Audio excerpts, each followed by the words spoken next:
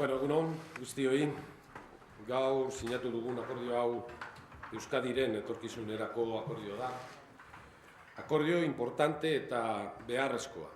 Zerbitzu publikoa mantentzeko beharrezkoa, langile eta enpresentzat beharrezkoa, gazteentzat beharrezkoa eta indarra batzeko beharrezkoa.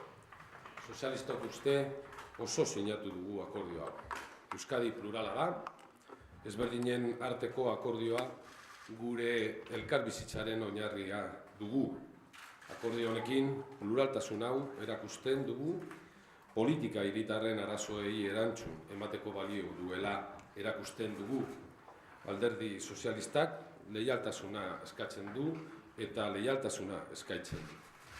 Gaur hemen erantzukizun handiko lana egin dugu eta hemendik aurrera akordio hau betetzen dela kontrolatuko dugu.